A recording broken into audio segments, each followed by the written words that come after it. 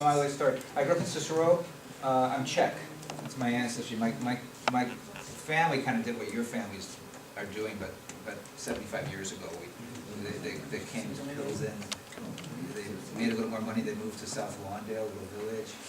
They made a little more money. And they moved to Cicero. That was the story of my family. You know, very working class and moving out in that direction. And I don't know why exactly, but immigration has just always been very kind of. I don't know, it moves me, you know, very much. Sometimes when I talk about it, I'll tear up about it. And it's kind of like, there's just something going on with me, and I don't exactly know what it is either, you know what I mean? But so it's been always kind of a natural interest. It just naturally motivates me. And I went to USC, and I studied Spanish. And I thought I would be a Spanish teacher. I wasn't good at it. I tried it. And you know, I was not going to torture children for 30 years with a bad teaching, right? They should have paid me for that alone, for leaving teaching. So, and I got into book publishing and editing, and I started working on bilingual textbooks. You know, I was a young guy, I was in my 20s, and then I went to Washington, D.C., and I worked for a national Latino organization called National Association of Latino Elected Officials. And I became an immigration policy analyst. I would go to Capitol Hill, I would listen to hearings, I would testify. I began to learn about immigration statistics and history and law in the U.S. And then this will just give you 30 seconds more. My wife and I, who we had not been together for a while, then we got back together. One of us had to move because she was in Chicago. I moved back to Chicago. I thought I was going to stay in Washington, D.C. the rest of my life. And I came back here and I started working at the Latino Institute. It doesn't exist anymore. It was a policy institute. And we published research. We were trying to educate the news media and politicians about, you know, who are Mexicans, who are Puerto Ricans. I mean, as you know, there's just all this kind of negative information or just misunderstanding, you know. So I just enjoyed that. And then about 10 years ago, a little more than 10 years ago, I just went on my own as an independent. And most of my clients now are foundations, philanthropic foundations that give money to groups that work with immigrants or that are involved with human services. And they hire me to do a lot of number crunching. I kind of analyze how much need is there, how many immigrants are there, where are they. So I work for foundations around the country, kind of. Maybe mostly here in Chicago. That's kind of what I do. And I try to use numbers. Because in Washington, at that job I had, I learned how to use statistics to kind of tell a story, which is what I'm going to, that's exactly what I'm doing here now with you. So if we go to the next slide, I wanted to kind of set the stage for you about the Midwest, all right? So you see we're Chicago and Illinois here. And this is back in 1970. And this is showing the number of Mexican immigrants, right, by counties. This is back in 1970. 1970 is an important period because in 1965, American immigration law was rewritten in a big way, and it changes the kind of immigration coming to the United States. Prior to 1965, immigration was extremely biased towards European countries, and the numbers, the caps, were very low. So in the 50s and the 40s and the 30s, the United States had very little immigration, very little. 65, they changed that, and that's why we start to have Asian and Latino immigration. The other thing that happens around this period, and I have to think what year was it? It was in the 60s. A couple of things happened with Mexican immigration, which is formally the Bracero program is ended at some point in the 60s. And I'm just forgetting right now. The Bracero program, as a lot of you know, was this program that brought Mexican laborers into the U.S. with a legal status, right?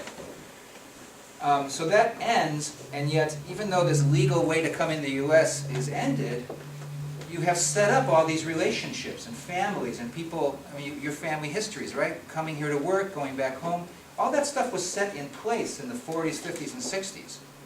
And then they say, well, we're going to end the law.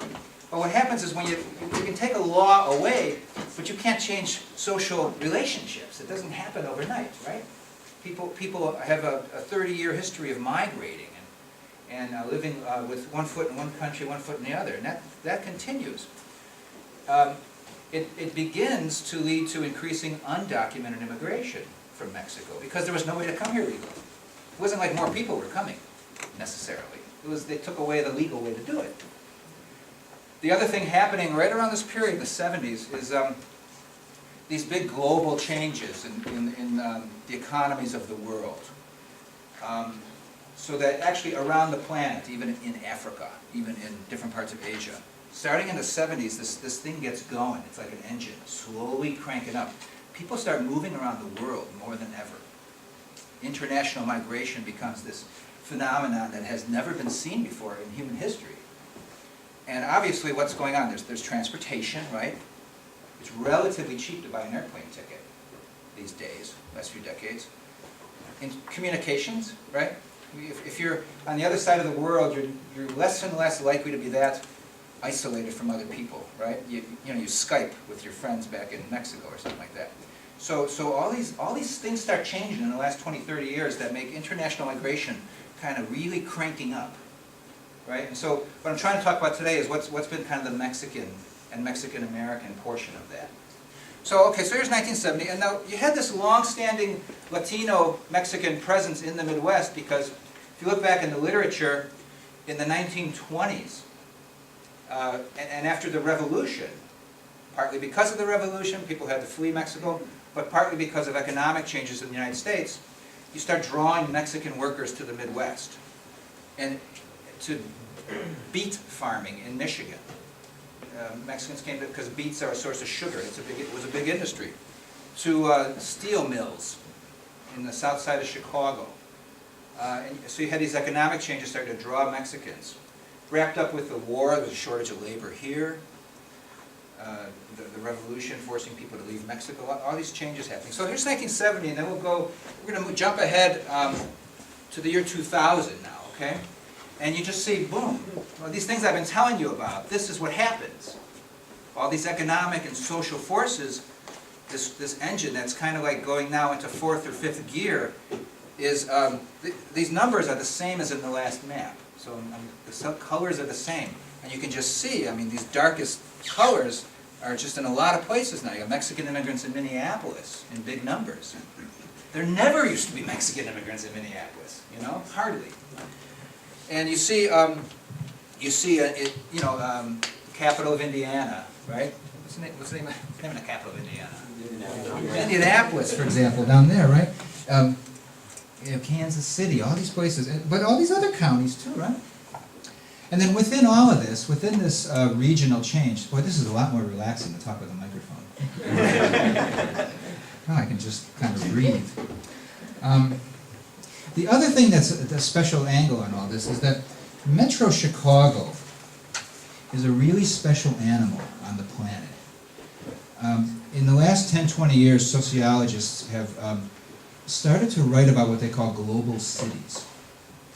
And basically, in a nutshell, there are, depending on how you measure it, there's 5, 10, 15, 20 metropolitan areas in the world that basically run the world's economy. The financial flows go through these cities. The loans that are made to businesses around the world, the investments. The human capital, meaning smart, educated people making lots of money, or smart educated people, period, aggregate in these world cities. The 3 famous world cities are London, New York, and Tokyo. And if you measure the financial flows that go zipping around through the internet, a huge percentage is just between those 3 places. And then there's this second tier of global cities around the world, and Chicago's one of them, and Frankfurt, and Hong Kong, and I should be able to tick these off better, San Francisco, that are similar. You know, like we have the Board of Trade in Chicago that sets agricultural prices that affect millions of people, and it all just happens down the street here. It's like this really powerful stuff that goes on. We have an international airport here. There used to be the statistic that Chicago was one of the most visited places in the world. And you would say, well, how can that be, that people visit Chicago more than any other place, right? Because usually you would think, well, people must be going to Rio de Janeiro or San Francisco, right? A beautiful place. Well, that O'Hare Airport had more visitors than anybody else. And so as a nexus of economic activity, Chicago's really important. So why am I saying this? It's because in these global cities, what you've had happen is you have this concentration of human capital and economic capital. When you have that, you need service. You develop a service economy in a lot of different ways. A real kind of overly simplistic way to describe it is that if you have somebody who owns a house with 15 bedrooms in Lake Forest, they're going to need people to take care of the lawn and take care of the house because they can't do it themselves, and they're too busy to do it. So actually, as you get richer as an economy, you actually create this service economy that's just part and parcel. They're very connected. And there's a lot of other examples you could give of that. When you aggregate capital, you create different kinds of labor needs. All right, Mexican immigrants fit right into that. You look at the kinds of jobs that Mexicans have on average. Not everybody, not every Mexican immigrant is a service worker. Okay, I know that, but on average, as you know, people tend to have jobs where they're in. They're in manufacturing often in Chicago, or service industries like might be building maintenance, right? And guys who fix buildings and do roofing and lay sidewalks, that's Mexican labor in Chicago. So all that stuff has been booming for a long time here. So okay, having established that, that's how the population's been growing due to these really significant historical changes in the world. Okay, so let's go to the next slide. And this is a little sidebar I'm going to give you, okay?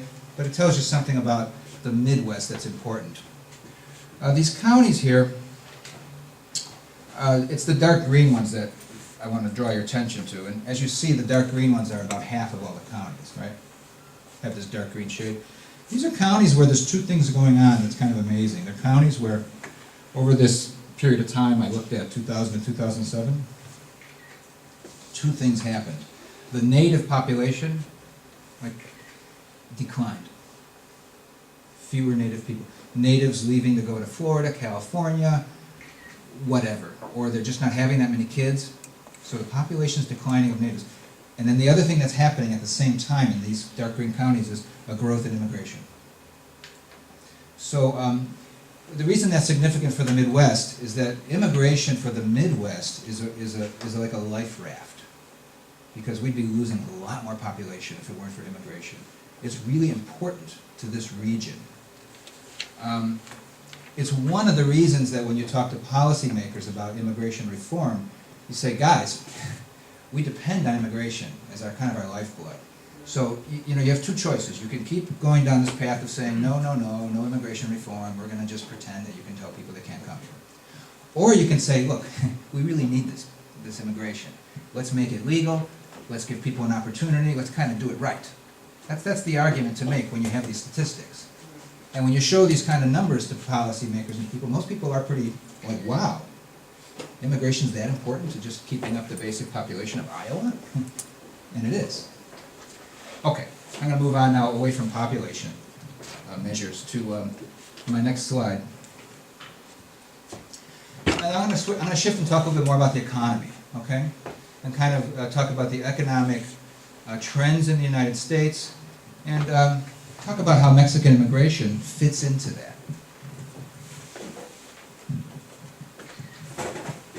Throw this over, thank